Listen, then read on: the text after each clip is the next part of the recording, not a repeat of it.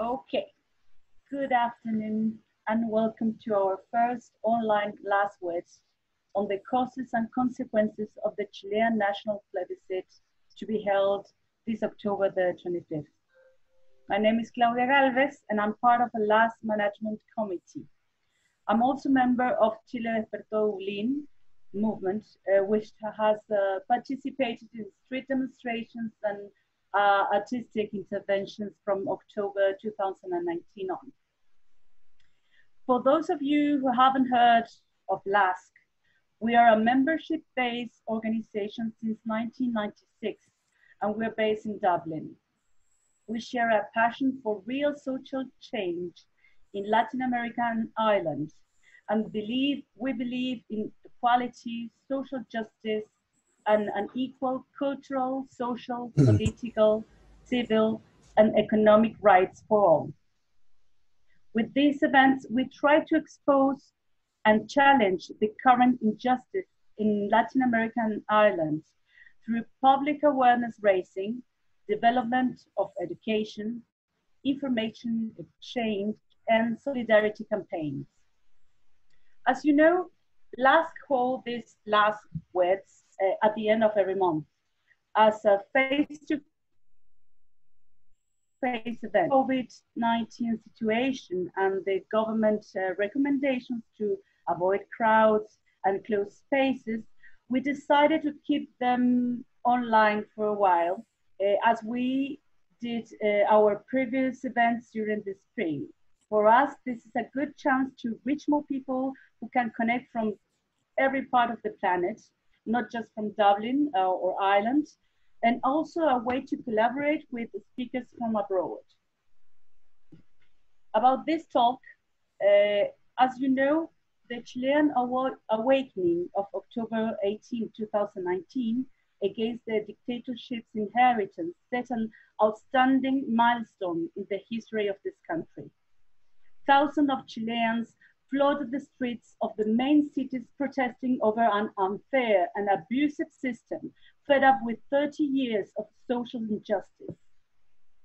Despite the brutal repression from military and police forces, resulting in more than 30 killed and over 400 people with eye trauma and thousands of injured, a central demand emerged from October's popular uprising: a new constitution which will replace the Pinochet-era document.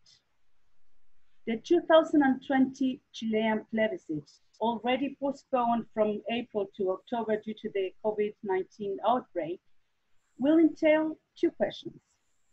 The first one is the Chilean people want a new constitution to be adopted, and the second, what kind of mechanism should be used for it. To talk about these causes and the possible consequences of this plebiscite, we have with us Paz Irarrázaval González, researcher at Social Science Institute, Universidad O'Higgins, and member of the Red de Constitucionalistas. And also Diego Galasca Carvajal, PhD candidate in law, member of the Center of Resistance Force Studies at Trinity College in Dublin. Both are linked to social movements in Chile, and they will help us to deepen this issue. Just a few things before we start. The talk will be recorded and uploaded to our YouTube channel, the Latin American Solidarity Center. In there, you can find also the previous webinars we run in the spring during the lockdown. So feel free to go check and share them if you are interested in them. Sharing these talks, it's an amazing way to support our work, and we really appreciate it. As this is an online webinar, the participants are muted, but you can communicate with the speakers and the rest of the audience through the chat. There is another last member, and she will be dealing with the issues or the questions. So if you want to leave some questions to our speakers, you can do it in the Q&A box. After both speakers finish, we open a discussion with your ideas. So feel free to ask, and this is an open dialogue. So, Paz, I guess you are going to start. Okay. The floor is yours. Thank you so much. Thank you, Alba and Claudia, for the invitation. And I will try to share a little bit what it has been happening in Chile in regards to the constitutional process. I am in Santiago de Chile. And I need to start by pointing out that since the return of democracy, as Claudia was saying, there has been, this was in 1990, and there has been an increasing social unrest demanding change of the system imposed by the dictatorship. So we have seen different moments. We experienced huge protests in the street in the 2005, 2011, but of course it was in October 2019 that we has this huge outbreak, this social explosion. And everything started by students, like students from school. They were protesting in the subway for the increase of the price. It was a 30 pennies increase. And leads to the gathering of millions of people in the street. There was burning, there was clashes with the police, and maybe you already know, but there was a huge violation of human rights. For the use of the force by the police. But in this process, sorry? Yeah. In this process, Alba, can you share the first picture of the PowerPoint? So yeah, I bring some pictures. The first one is, please.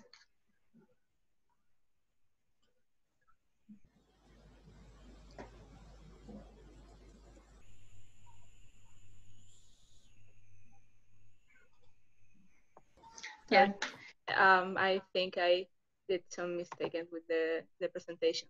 Give me 1 second. Yeah, but it doesn't matter. It was only picture to show you a little bit what was going on in the street. Don't worry, Alba. So yeah, anyway, so we have this huge social explosion, and that started with this demand yeah, it was because the increasing of the price of the ticket for the subway. But if you see the protest, there was clear that the same demands that citizens were claiming over and over again has not been addressed by the different governments. So there was a famous slogan in the protest that it was saying, like you can say in the banners and everything, that it was saying it's not about 30 pennies, but about 30 years. So referring to the government that came after the end of the dictatorship in the 1990s. So the question here is why this lack of institutional solution to the same problem that citizens were demanding? And of course, there are several answers to that question. What happened, like why we didn't have institutional answer, but one reason is the Constitution of 1980. The Constitution of 1980 is our current constitution in force, and it was enacted during the dictatorship, and this constitution blocked social change. And it did that in two forms I wanted to address in this presentation. One form is with the text, with a very neoliberal content, especially in regards to the articles about fundamental rights. And of course, this is the support of the decision of the court and also the scholars, the constitutional law scholar. And the second way, it was through institutional arrangement, which blocked the democratic deliberation and the change through political decision. So I'm going to refer to these 2 points. First of all, if you look at the demands of citizens in the social protest, they all pointed to access to social service and the common goods. You may know that during the dictatorship, almost everything was privatized in Chile. Chile was well known to be the laboratory of Milton Friedman and the Chicago Boys. So, oh yes, now I can see the picture. Yeah, I wanted to show, if you can show, Alba, the next one, and then the following one. So yeah, then you can read that it's not about 30 pennies, it's about 30 years. So they are demanding a new constitution. And the next one, yeah, thank you, that is fine. So yeah, even though the social claim could be articulated in different language by the social movement, people were demanding what we know as social and economic rights. So in this manner, you can see like they were demanding for education, public education, health, social security. You know, like in this picture, you can see the first one is about the health, education, and known as AFP, which means AFP is the system of pension. What is all of these are privatized. So you can see that in the banners, in the graffitis in the street, in the flags of the people who were in the protest. And the Constitution of 1980 has not reference to social and economic right, almost not any reference. It recognized the classical individual freedom, and it has a strong protection of private property and economic freedoms. And when there is some treatment of what we identify as social right, in order the Constitution protect the market in that sphere. So, for example, the article in 19, number 9, state that the citizens have the right of the protection of their health, and it also states some duties for the state. However, the only part of the regulation which has judicial protection is the last statement, and this last statement states the right of every person to choose the health system of her preference, public or private. So what is protected by the Constitution is the right to choose. So it's the market what is protected by the Constitution, and this has prevented the creation of universal health system. So this is the first point I want to address, like the very neoliberal content of our current Constitution.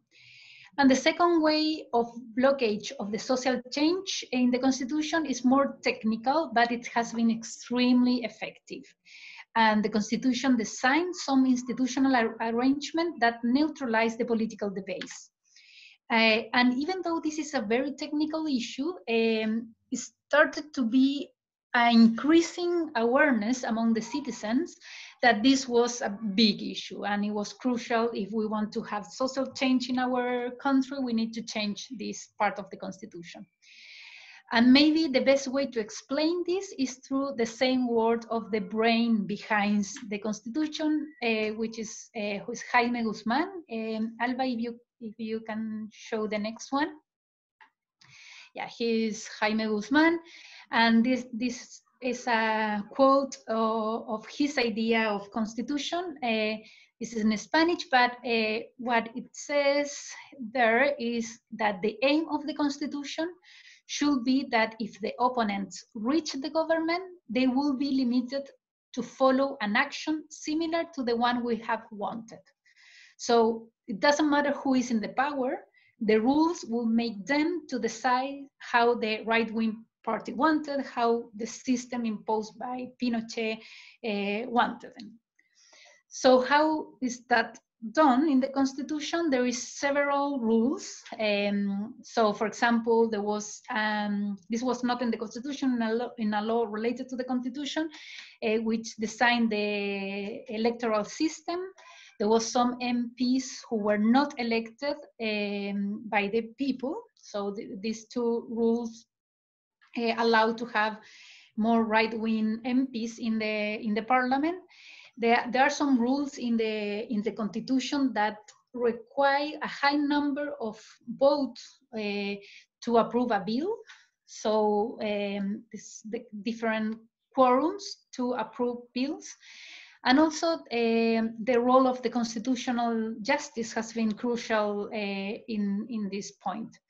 So with this rule, the right-wing parties will always have representation in the parliament, or at least 1/3 of the Congress. And that number was enough to block bills, because this has explained, because the constitutional rules require a very high numbers of votes for approval. So the right wing has what we call the veto power. You know, they can oppose to any project they didn't like it. And moreover, if they anyway lose the parliament debate, they can go to the Constitutional Court, which has a very right-wing and conservative, it's very neoliberal and conservative court. So this is also because there was another rules about the Constitutional Court that make that happen. So in this context, there was several attempts to enact new laws that will change a little bit the neoliberal system that were blocked during these 30 years. So from there, you can understand that people were claiming for a new constitution. Alba, if you can change the next picture, please. Thank you. And it said new constitution or nothing. So thanks to the social movement, which I regard as a revolution, we are now in this constitutional process. Has an answer to the social unrest of the 15th of November, representative of different parties gathered and proposed a route for the enactment of a new constitution. This is called the Acuerdo, and this route include a referendum. Claudia was explaining this. This will be held on the 25th of October. Which two questions. The first question, if you want a new constitution, you can reject or you can approve. And then which kind of body should enact the new constitution? And then there are two options. The first one is a mixed convention, which means half of the members will be MPs and the other half will be citizens elected by the people. Or you can choose the constitutional convention, in which all the people are chosen by citizens. And in this case, when the people are elected by the people, there is some rules of gender equality in order to have the same representation of female and male in the assembly. If the approved option win this first referendum, we will elect the member of the convention on April, and then they have like around 1 year to enact the new constitution, and finally we have a referendum to approve the new constitution. So I want to finish this presentation by pointing out some difficulties I have seen in the public debate in Chile about this process. I will say from the point of view of the citizens, though it's difficult to represent the point of view of citizens, but some of the concerning points that you can see in the debate. First of all, concerning point is the reluctance of the right-wing people who have opposed of the process. So they have been arguing that the context is not right for debating a new constitution. First of all, because the violence, so it was too much violence in the streets, so we cannot debate a new constitution without peace. And now it's about the COVID. However, they are now participating in the process with a very pragmatic approach, which is, in my point of view, either scarier because they are using all their energy in the electoral strategies, which involve very technical aspect, and they are very good in manage this kind of things.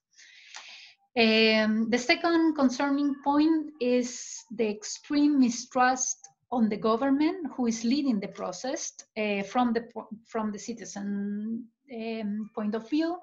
The government still have not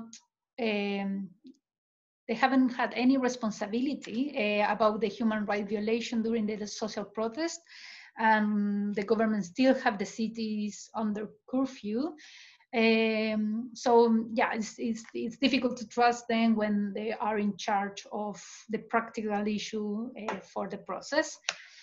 The third point is there is mistrust toward political parties, and this is not only right-wing political parties, but from the center and the left. There is a mistrust in the politician in general. The fourth point I want to highlight is the lack of strategy and organization of led right parties and grassroots organization. And that means there is a lack of unity, which is especially concerning in order to resist the strategy of the right-wing parties. There are several reasons for that, but still it's make more difficult to resist these strategies of appointing the members of the assembly. The next point is the suspiciousness in the political agreement about the constitutional process. This agreement that I call the acuerdo, there are some points of the agreement that make people very suspicious about the real intention. So there is a problem with the quorum, like the number of votes you need for approve each article of the new constitution. There is also some question about what happens if there is not an agreement in the debate of the new constitution. And according to this agreement between political parties, we need to return to the constitution of the 1980s. And also there is some doubt about the participation of people without affiliation to political parties. And the last point, and this is, and with this I will end, is the unfairness of the process.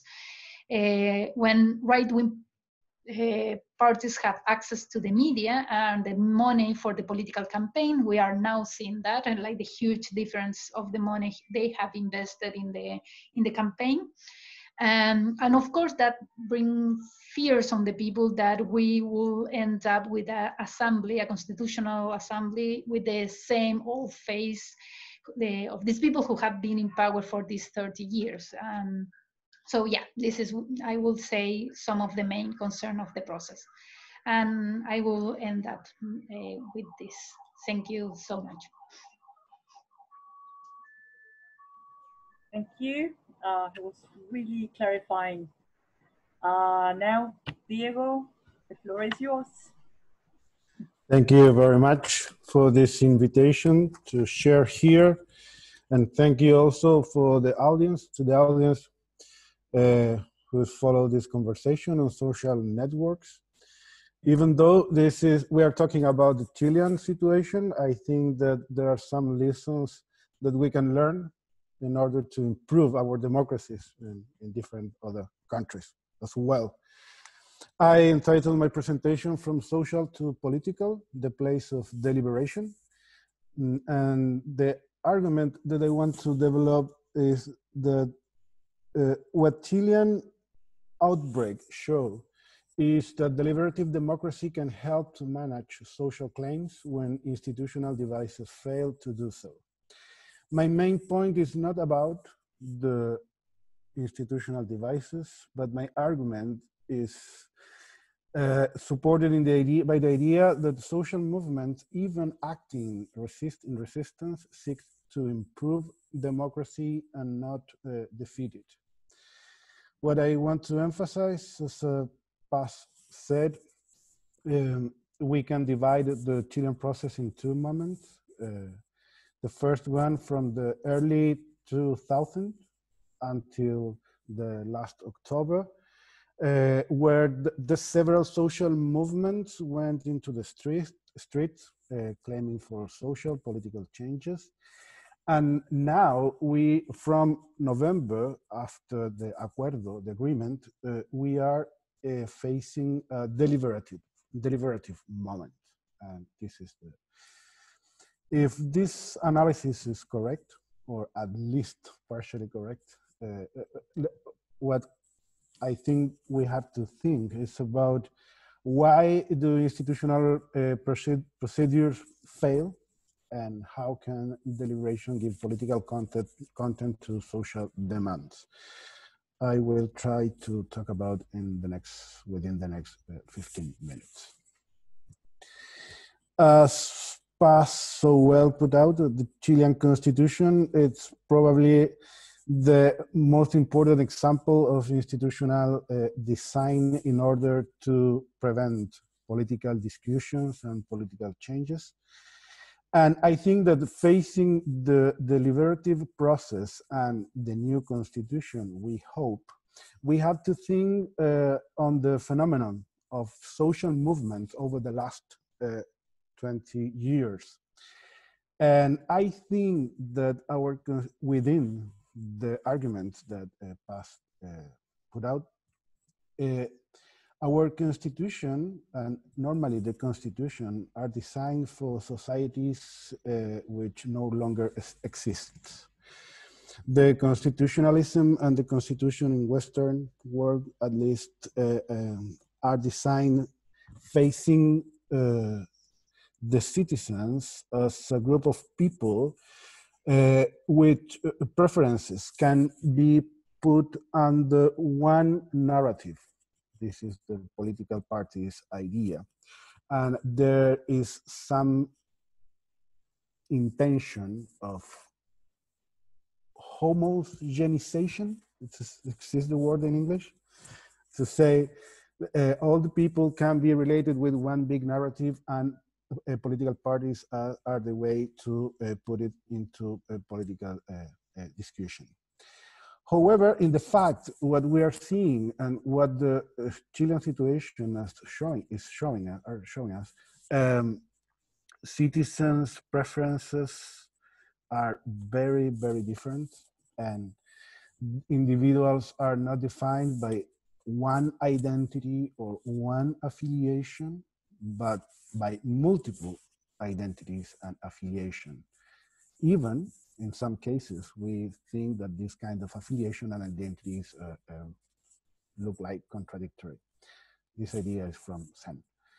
And this is very important, not only facing the deliberative process, but also in the way to adopt a new constitution. And if we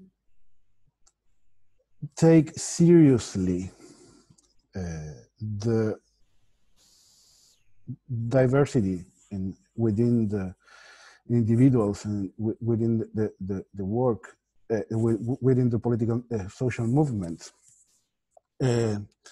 we have to say that we have to improve our institution, this lack of institutional answer for social issues, or bureaucratization of representation, the use of rights as briefs, or politicization of constitutional courts, and so on. But we have to think the place of deliberation called by the social movement. This is my point. Because we are in the place what we are because of the people who went into the streets. And this is very important. The problem, and this is the second point, is how to move from social claim to political issue. What we saw in October, or what happened in October, from my point of view, and I'm defending this point, the social movement, the social claim became a political issue. Everything that is political is social, but not everything that is social is political. This is the statement. However, everything that is social can become political. And the question now is how what is social can become political, how the social movement claim can become political issue. And my answer, I think that we saw with the agreement, the acuerdo, is that through deliberation. Social claim, the main characteristic of social claim is that is a local demand. That means it's a group where the people have a common interest, and this is properly social. And political is, we believe, or we want to believe that political looks for general interest, or they are asking for what goes in favor of all. And I think that happened last October. The people, the social movements, different kind of social movements, indigenous Mapuches, or supporters, or people asking for a new social system in pensions, or environmental people involved, they became political actors after the uprising. And the question then is how we can manage social demand in order to create political discussion. There are, but my answer is through deliberation, but there are some objections. What is important to say from the point of view of deliberative perspective and from the point of view of activist perspective. And I think that we are facing these objections nowadays in our discussion. From the point of view of institutional political order, activists are disruptive, if not violent, as Paz said. This is the panic facing non-institutional collective political actions. And this is the argument, yes, your claim may be legitimate, but this is not the way. Esa no es la manera, in Spanish. And the most brutal phase of this argument, as Paz also said, we saw in Chile, is the justification of repression. And finally, this is the argument they claim for public order in order to prevent social changes. And the second objection from the point of view of institutional order facing social movements, it's that the activists are trying to impose their demands, their terms. That is, they are not really willing to dialogue. In fact, they say they use violence as a way to obtain what they want. And this is as Paz said. But from the other side are also objections from the point of view of the activist. What is fair is not deliberated, is assumed. And this is, this argument can be very powerful in extreme cases.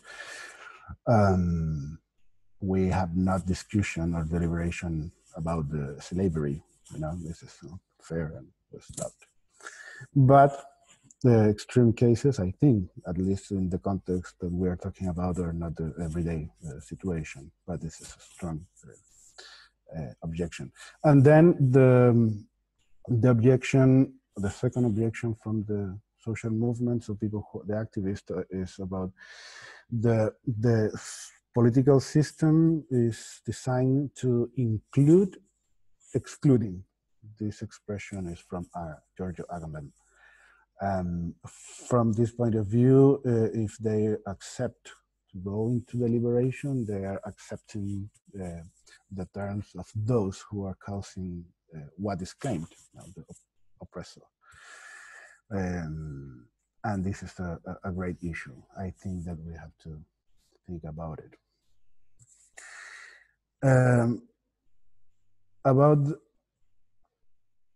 What about Now, facing these objections, facing the situation, and what about the future? I only will explain 2 points and then I will finish. Deliberation and what we are seeing now in the discussion and the public discussion in Chile show what John S. Elster called the civilizing force of hypocrisy. When the outbreak started, there were people from especially from the right wing saying, we will vote approve because we need this discussion. I'm thinking in Minister Alamand, for example. He said, I will vote approve. But 2 months later, he said, no, I reject. And what happened with this kind of situation is that we can see who is a cynic and who is really asking for democratic solution for the problems.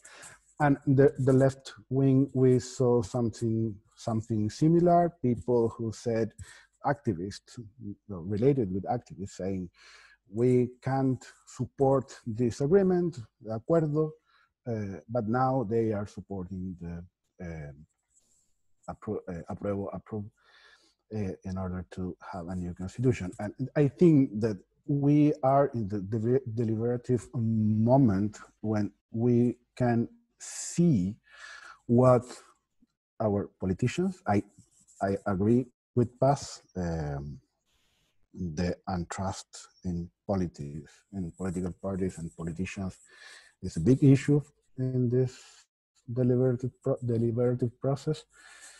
But we are we have this possibility of the civilizing force of hypocrisy. I think that this is good for democracy, that even cynics defend impartial arguments, and if they stop doing so, they will be exposed as a cynic. And secondly, yes, related with this idea is the activist co-responsibility. Over the last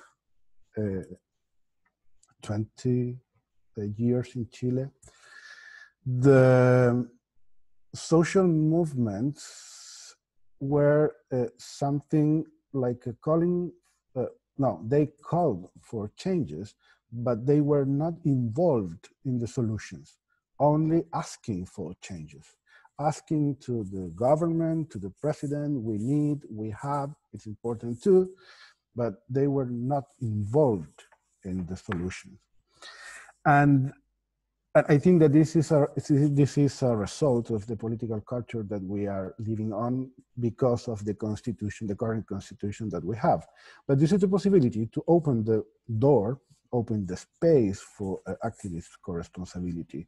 It's not the moment for asking for solution, it's the moment to propose or to create common solutions. Hearing the social movement demands and also hearing the people who are against their demands. And this dialogue, if it's possible in the assembly, the constitutional assembly will be great. Finally, yes, there are some constitutions that consider deliberative devices. For example, as a popular call for laws or other ways of citizen assemblies for some topics. And I think that we have to take this moment and try to put what we learned over the last month, people discussing, people taking care of common issues. Yes. My point is that we can learn from social movements, and we can learn from this political constitutional moment that this new actor could help us to improve our democracies. Thank you very much. Thank you, Diego. That was quite good, quite clear, crystal clear.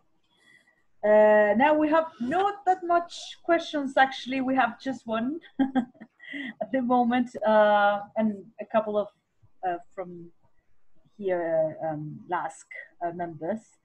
The question that arises is, given the struggles that are going on around the world right now, I feel that what is happening in Chile is hugely important. But it also means that the ruling classes around the world recognize how dangerous it will be for them. We have seen how vicious the fight for power can be. Are we ready for this backlash? And if not, how do we prepare for it? A question not just for Chile, because it's for every other country as well. I don't know who has, Elisa, I guess. Elisa, yes. Thank you, Elisa. So I don't know which one of you, it's a kind of a reflection, but also a question. Yes. Paz? Yeah. I think, I will focus on Chile, but to start with, but I think that there is fear in Chile that, of course, the elite is not going to lose their power, and that they will do everything to keep the control, and we know how they do that, and since the social unrest in October was like when the elite is not, they don't agree with us, they can call the US and could be a coup d'etat, or they will be very smart in changing the rules and they will win anyway. Maybe another option, not that extreme, but also this idea that things are not going to change. It doesn't matter how the constitution is made. But also I will say that in Chile I have seen a lot of optimism, that this is a big opportunity. And for several reasons, but we have already win a lot, I will say, in Chile. Like the debate have changed, the term of the debate have changed, the awareness among people about what are the important issues we need to fight, but also like more concrete, even more concrete stuff, like I don't know, like to achieve this agreement and to have to be now in the constitutional process is huge for us, you know, like it was something that we couldn't imagine a couple of years ago. So this is already show how much power we can have if we organize together. And also, like, maybe it sounds a little strange, but for example, there was a debate here about for the COVID to have access to some of the money who are in the private system of the pension. And this is the heart of the system, you know, the pension system. It's difficult to explain here, but how it works is the heart of the neoliberal system. And it was a lot of pressure from the citizens to be able to access to that money, using the same argument that the right wing were using during the history. And it was achieved, you know, like we have access to that money, and this. It's difficult to explain it here, and my English is not good for that, but it's really, it was a first step to see heart of the sister falling apart, you know? So I think there is optimism among the people. And anyway, they say, even if we don't achieve the best constitution we are dreaming, at least we want to have the option to debate. So we don't have the constitution of 1980 stopping the political debate, you know, like at least we are going to decide very bad solution for our problem, but we are going to be able to have this kind of conversation. So we need to get rid of this constitution that doesn't allow us to have the conversation, you know. But yeah, I will say from the point of view of Chile, it's more difficult to connect to what is going on in the rest of the world. So yeah, I will say that for now. Diego, I don't know, you want to say something? I agree absolutely. But yes, I think that, well, talking about Chile, there are several examples during this process. For example, for instance, the inclusion of women in the Constitutional Assembly in same terms that man. I think that this is a change will be with us forever, we hope, and this kind of things. Facing the different other places, I think that we are in a moment when social networks and the information which is going through the media around the world, it's very important in order to teach the possibilities to one country to another. And in the same way that we learned from the experiences in the early constitutional processes from the states, I think that we are teaching or showing at least something important. And there is an author called Mediaris, and I have his quotation here. And he said that we are, for what is at stake, is the structure of, this is about the discussion around the world on constitutional issues. For what is at stake is the structure of major institutions and social relations, not just deliberative forums. Their distribution of power, not just deliberative chances or capacities, and broad inclusion on equal terms in political contention, not just in deliberation. I think that this is the moment that we are facing around the world. The citizens, we are in a moment when we are in position to ask for a new step in emancipation. Thank you. I actually, Elisa is quite happy with the answer. When Paz was talking, she says, agreed, the optimism of my cousins, for example, is wonderful. And as students, they have had victories. So there is another question here. I can't see from who, but it says it's a bit a personal question. But what do you think would happen if the rejection, rechazo, wins? Or rather, how do people who vote approve or apruebo should handle it? Thank you. Paz. Yeah.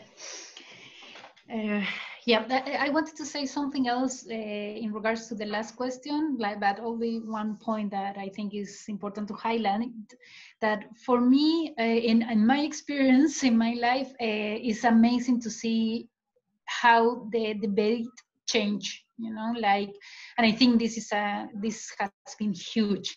I mean, when I was in the university, we had strike, we were marching, and we were claiming, we were demanding a kind of, we were asking that the government support us with some kind of credit, you know, like to borrow us some money for paying the education, you know.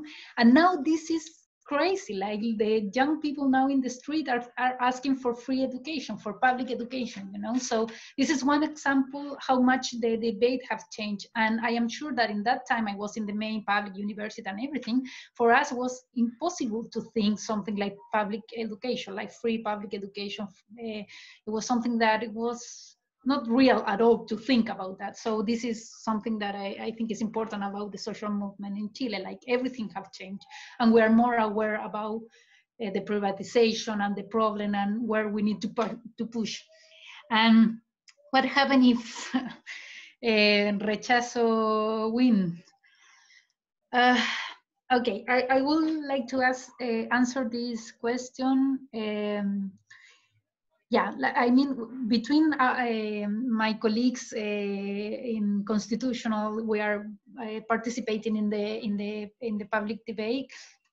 The idea, the strongest idea, is that the constitutional power is now in the street. You know, the people have the constitutional power. So, even though, even if rechazo win, this will mean probably they will keep going the debate, you know. I don't think it's going to stop and that's it, you know.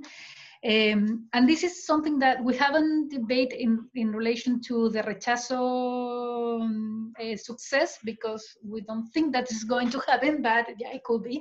But we have been debating this in regards to one rules of this agreement that the political parties did in November. There is one rule, one specific rule, that it said that if we, in the second referendum, if we reject the new constitution, we will come back to the constitution of the 1980, you know. And this is the rule, but we are thinking like that is not possible, you know, politically. It could be the rule, you know, but all this process has been like without consideration of the rule. We are talking about the constitutional moment that change the rules, you know. So, and in that respect, we have been debating, okay, like if we don't agree about the text of the new constitution, probably we will keep debating, you know, until we agree in something, you know, because I think there is too much. The debate will go on and going on until we have some kind of agreement. So the rechazo win will maybe, yeah, they'll calm the things down for a bit, but I don't think this process will stop in that. And which doesn't mean that it will be simple. I think it will have serious consequence, the rechazo victory, but and also to keep protesting is very costing for the citizens. I mean, the amount of energy you need, the violation of human rights, and also the COVID has affected the citizens. The numbers of people without employment is huge. So people want to have some peace to come back to work, you know. So it's going to be tough, but I don't think a rechazo or to come back to the constitution of the 1980 will end the debate. Diego? Yes, only an illustration. There are two cases.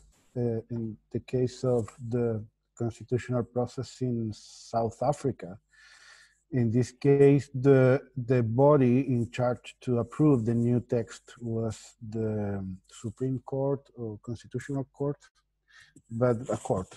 And this body reject the new document 2 times or 3. And it was a long process trying to have a new constitution. And it was during the period of Nelson Mandela, a very important leader. And the other case, another case that I was thinking about is Iceland. They had, in this case, the body in charge to adopt or accept the new text was the politicians. And they had 6 years, I think, that from the moment when the Constitutional Assembly gave a new document, the politicians no, reject. I think that supporting the past idea, I think that it's impossible to stop this process, even if we need more time, but it's impossible to stop.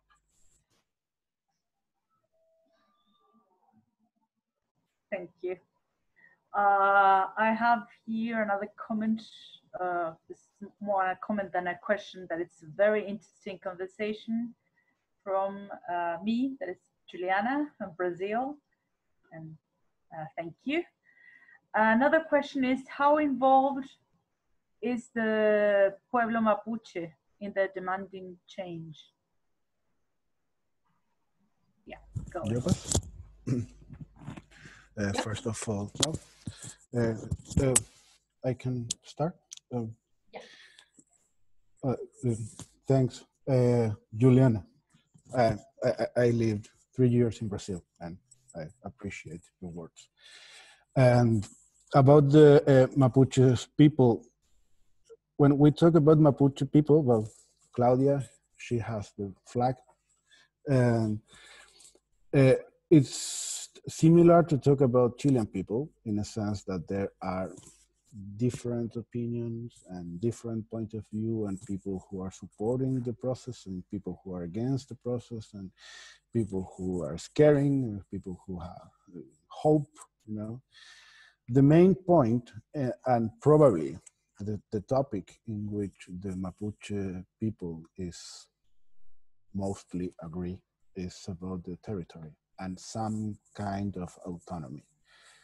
What means in constitutional terms? Well, recognition, territory, and some kind of autonomy. This is the main issue. Probably mostly of them are agreed with that.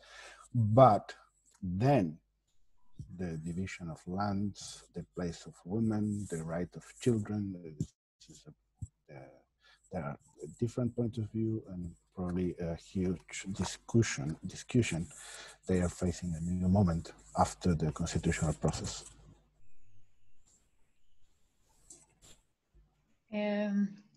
Yeah, this is a complicated topic, because I mean, yeah, as Diego says, there is different position, but also because there is still the ongoing oppression of Mapuche people in the south.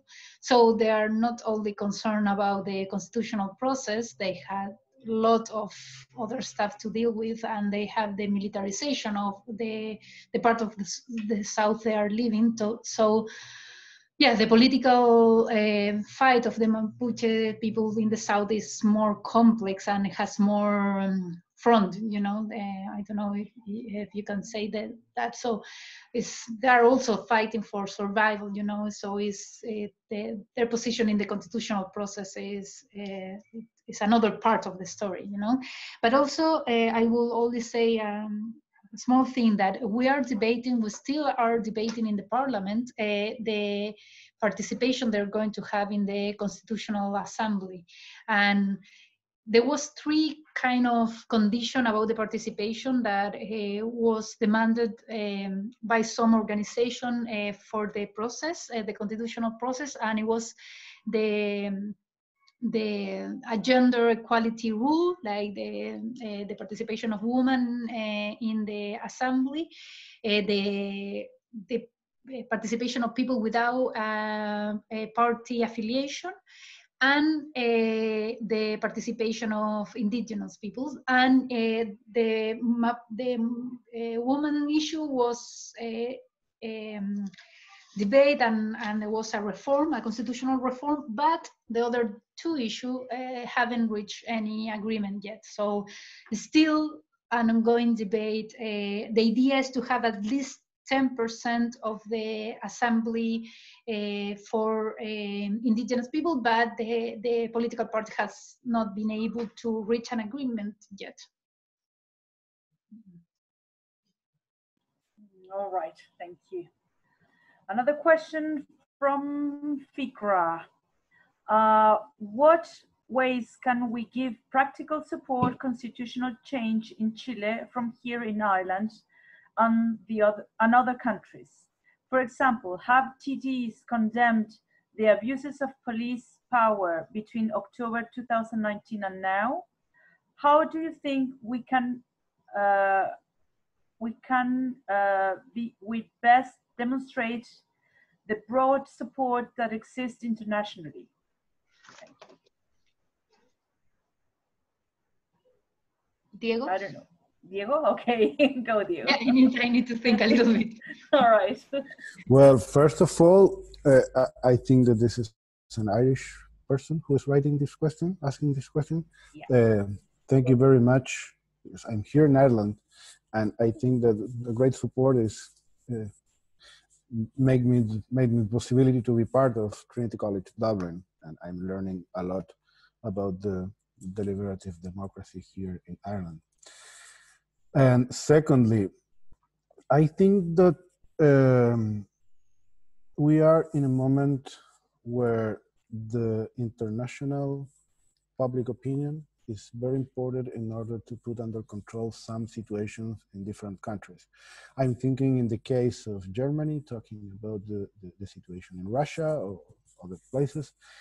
And there is a governmental level, and I think that it's important if the people can move the governments in order to guarantee the process, not asking for something different than that. In fact, for example, the current president, Higgins, he went to Chile and be part of the international observers over the process in our referendum in 1988, when we reject Pinochet. And this is very important for us. And secondly, I don't know, there are some international NGOs or groups supporting by the social networks. And yes, I don't know. But thank you very much for the interest to do it. Yeah. Like Diego said, thank you so much. I think we are quite emotional in Chile, and all the support is very welcome. And I think, for example, we have, I don't know, in Facebook, you see some pictures of people around the world with banners supporting the Chilean process from Mexico, US, and London, and it really gets shared a lot. I think that it's kind of a very intense process. So even these small things, I think matters a lot. I would say something that I did during the social unrest in October, that sometimes it's good to contact the grassroots organization and offer them help. And one kind of help could be translate something from Spanish to English, and that could make a huge difference, you know? So I remember we were working in the street, supporting people who were who were arrested in the protest, and sometimes to be able to translate something for an international organization was difficult among us, and like to maybe if you can offer this kind of help wherever the grassroots organization needs, you know.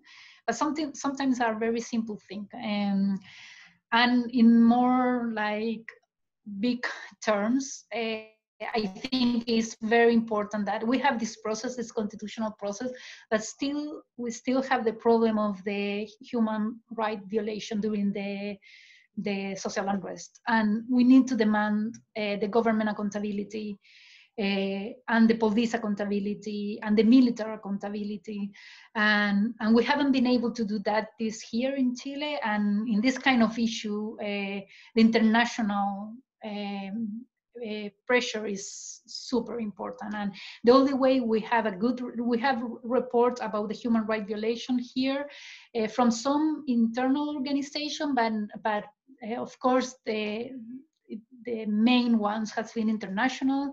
Amnesty International was here, Human Rights Watch was here, and really it is really important to keep pushing for that, because until now we still have a big issue. There are still people in prison from that time, you know, from the social unrest and the violence of the police and the military.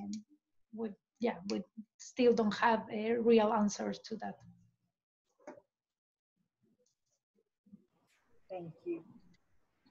We have time for 2 more questions. I have already one here.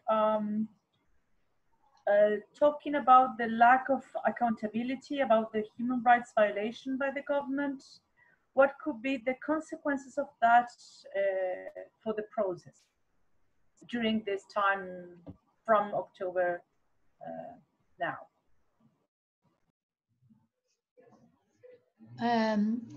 Yeah, maybe a short answer for that. I think there is huge consequence of not have a real process of accountability. In fact, because my relationship with some social organization, they didn't want to participate in some point of this constitutional process until we face this other problem, you know. So I think if we don't face this problem, we will have some problem of legitimacy. And so, yeah, I think it's in order to have the best constitutional process, we need to face them, and yes, and there are very serious violations. So we need to do something about that anyway. We are debating about a completely reforms of the police. But yeah, the government is doing like everything to try to push this debate later, when we will be in the middle of the constitutional debate. Yeah, it's a serious issue which could harm the legitimacy of the constitutional process, I think. Do you have something to add? No, maybe in addition, in our history, during these kind of processes, we always face the tension between justice and peace. And probably, for example, in the case of human rights violation during dictatorship, the main issue over the following the 10 years was that, not justice, memory, but peace is more important. And we are always facing this risk. And I agree, the legitimacy of the process in some relevant sense depends on the justice with these cases. Thank you. You both have talked about the lack of confidence on the government for this process. How do you think that this confidence could be reinforced by the government for the entire voting process and the creation of a new constitution? It's a problem of legitimacy as well. Sorry, I didn't get the last part. How can it reinforce how do you think that this confidence could be reinforced by the government for this entire process of voting and the creation of a new constitution if people do not trust the government anymore?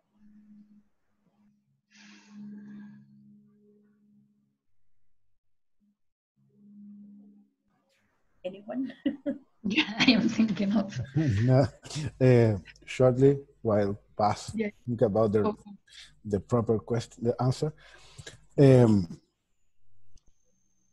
If we can't trust in people, I mean in politicians or the president, or we have to trust in processes and the rules that we have to follow this, to run this process.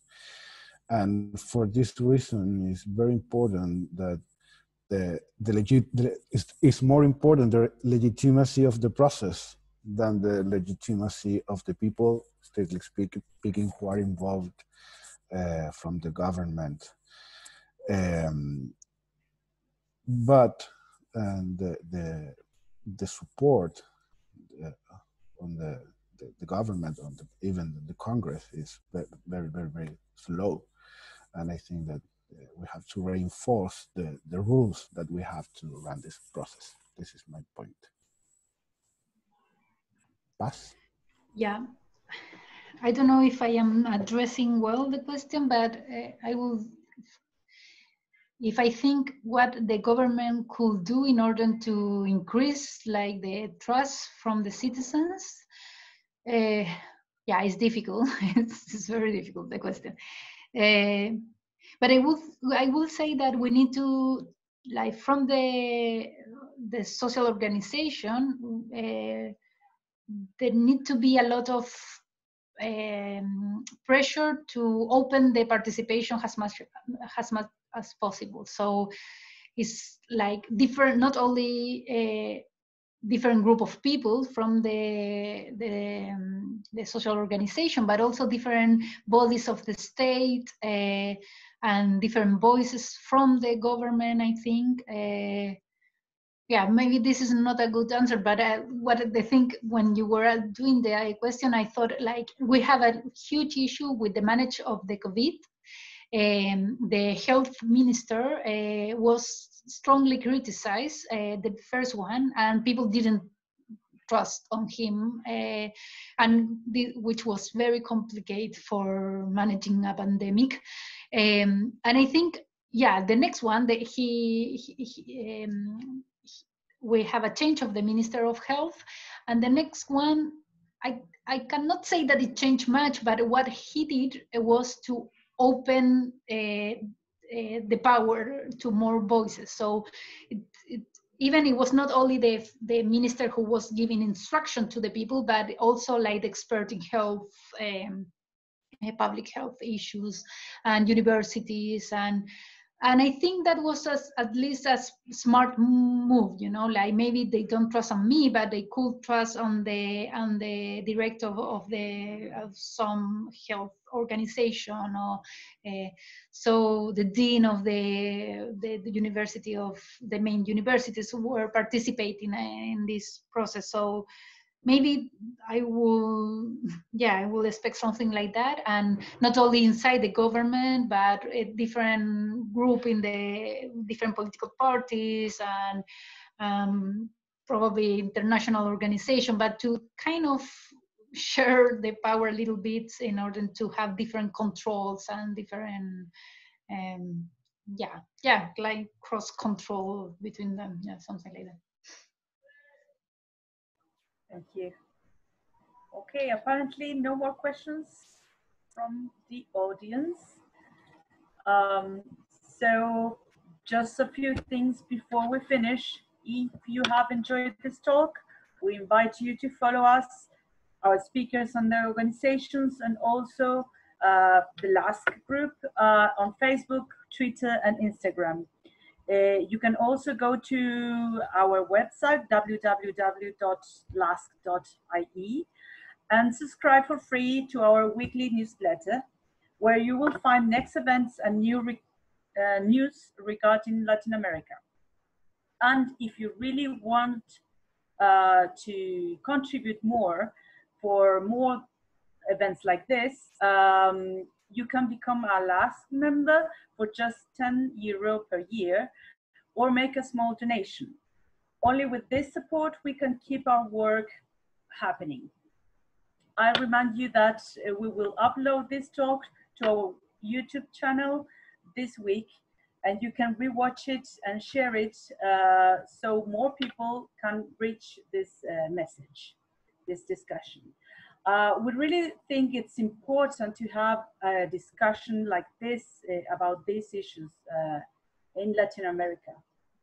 On YouTube, you can find the last spring webinars that we did a few months ago during the lockdown. They are also worth it to watch it. Tomorrow, you will receive an email with this webinar recording in the same address used for registration, as well as the link where you can leave your feedback. Please, for us, it's really, really important and useful to have it, and it would take just a few minutes.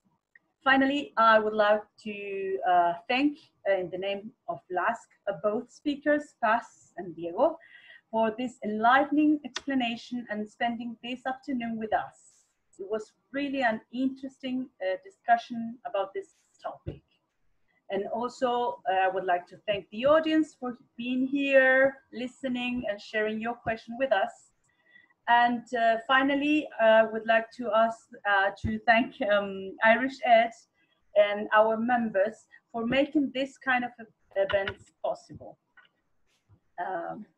Thank you very much for sharing all this knowledge with us, Paz and Diego. Bye-bye, thank you. Thank you. Thank you very much, Paz and Diego. It was really, really interesting and amazing.